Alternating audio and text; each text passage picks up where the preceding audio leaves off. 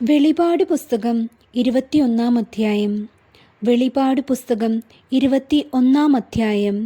The book of revelation chapter 21. ഞാൻ പുതിയ ആകാശവും പുതിയ ഭൂമിയും കണ്ടു. ഒന്നാമത്തെ ആകാശവും ഒന്നാമത്തെ ഭൂമിയും ഒഴിഞ്ഞുപോയി, സമുദ്രവും ഇനിയില്ല. പുതിയ യെരുശലേം എന്ന വിശുദ്ധ നഗരം ഭർത്താവിനായി അലങ്കരിച്ചിട്ടുള്ള മണവാട്ടിയെപ്പോലെ ഒരുങ്ങി സ്വർഗത്തിൽ നിന്ന് ദൈവസന്നിധിയിൽ നിന്നു തന്നെ ഇറങ്ങുന്നതും ഞാൻ കണ്ടു. സിംഹാസനത്തിൽ നിന്ന് ഒരു മഹാശബ്ദം പറയുന്നതായി ഞാൻ കേട്ടത്, ഇതാ മനുഷ്യരോടുകൂടെ ദൈവത്തിൻ്റെ കൂടാരം. അവൻ അവരോടുകൂടെ വസിക്കും, അവർ അവൻ്റെ ജനമായിരിക്കും. ദൈവം താൻ അവരുടെ ദൈവമായി അവരോടുകൂടെ ഇരിക്കും. അവൻ അവരുടെ കണ്ണിൽ നിന്ന് കണ്ണുനീരെല്ലാം തുടച്ചു കളയും. ഇനി മരണമുണ്ടാകയില്ല, ദുഃഖവും മുറവിളിയും കഷ്ടതയും ഇനി ഉണ്ടാകയില്ല. ഒന്നാമത്തേത് കഴിഞ്ഞുപോയി. സിംഹാസനത്തിലിരിക്കുന്നവൻ, ഇതാ ഞാൻ സകലവും പുതുതാക്കുന്നു എന്ന് അരുളി ചെയ്തു. എഴുതുക, ഈ വചനം വിശ്വാസയോഗ്യവും സത്യവുമാകുന്നു എന്നും അവൻ കൽപ്പിച്ചു. പിന്നെയും അവൻ എന്നോട് അരുളി ചെയ്തത്, സംഭവിച്ചു തീർന്നു. ഞാൻ ആൽഫയും ഒമേഗയും ആദിയും അന്തവുമാകുന്നു. ദാഹിക്കുന്നവന് ഞാൻ ജീവനീരുറവയിൽ നിന്ന് സൗജന്യമായി കൊടുക്കും. ജയിക്കുന്നവന് ഇത് അവകാശമായി ലഭിക്കും. ഞാൻ അവന് ദൈവവും അവൻ എനിക്ക് മകനുമായിരിക്കും. എന്നാൽ ഭീരുക്കൾ, അവിശ്വാസികൾ, അറയ്ക്കപ്പെട്ടവർ, കുലപാതകന്മാർ, ദുർനടപ്പുകാർ, ക്ഷുദ്രക്കാർ, ബിംബാരാധികൾ എന്നിവർക്കും ഭോഷ്കു പറയുന്ന ഏവർക്കും ഉള്ള ഓഹരി തീയും ഗന്ധകവും കത്തുന്ന പൊയ്കയിലത്രേ. അത് രണ്ടാമത്തെ മരണം. അന്ത്യബാധ.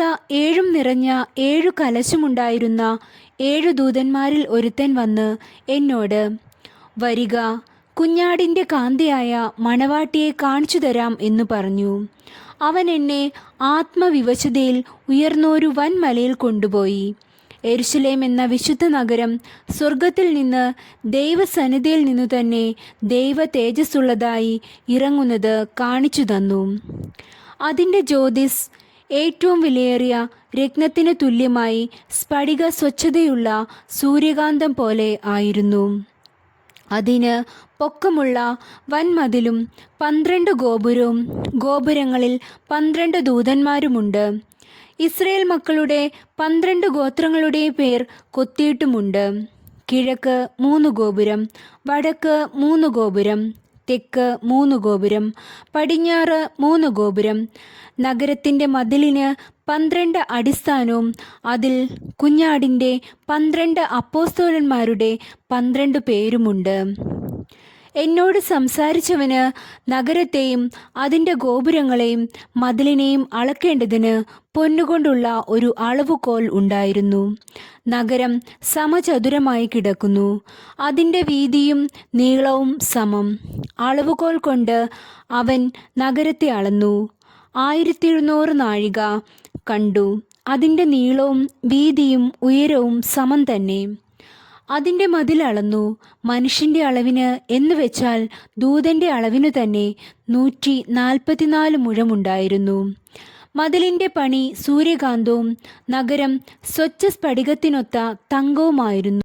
നഗരമതിലിൻ്റെ അടിസ്ഥാനങ്ങൾ സകല രത്നവും കൊണ്ട് അലങ്കരിച്ചിരിക്കുന്നു. 1-ാം അടിസ്ഥാനം സൂര്യകാന്തം, 2-ാമത്തേത് നീലരത്നം, 3-ാമത്തേത് മാണിക്യം, 4-ാമത്തേത് മരതകം, 5-ാമത്തേത് നഖവർണി, 6-ാമത്തേത് ചുവപ്പുകല്ല്, 7-ാമത്തേത് പീതരത്നം, 8-ാമത്തേത് ഗോമേദകം, 9-ാമത്തേത് പുഷ്യരാഗം, 10-ാമത്തേത് വൈഡൂര്യം, 11-ാമത്തേത് പത്മരാഗം, 12-ാമത്തേത് സുഗന്ധിരത്നം. 12 ഗോപുരവും 12 മുത്ത്, ഓരോ ഗോപുരം ഓരോ മുത്തുകൊണ്ടുള്ളതും. നഗരത്തിൻ്റെ വീതി സ്വച്ഛ സ്ഫടികത്തിനു തുല്യമായ തങ്കവും ആയിരുന്നു. മന്ദിരം അതിൽ കണ്ടില്ല. സർവശക്തിയുള്ള ദൈവമായ കർത്താവും കുഞ്ഞാടും അതിൻ്റെ മന്ദിരമാകുന്നു. നഗരത്തിൽ പ്രകാശിപ്പാൻ സൂര്യനും ചന്ദ്രനും ആവശ്യമില്ല. ദൈവ തേജസ് അതിനെ പ്രകാശിപ്പിച്ചു. കുഞ്ഞാട് അതിൻ്റെ വിളക്കാകുന്നു. ജാതികൾ അതിൻ്റെ വെളിച്ചത്തിൽ നടക്കും. ഭൂമിയുടെ രാജാക്കന്മാർ തങ്ങളുടെ മഹത്വം അതിലേക്ക് കൊണ്ടുവരും. അതിൻ്റെ ഗോപുരങ്ങൾ പകൽക്കാലത്ത് അടയ്ക്കുകയില്ല. രാത്രി അവിടെ ഇല്ലല്ലോ. ജാതികളുടെ മഹത്വവും ബഹുമാനവും അതിലേക്ക് കൊണ്ടുവരും.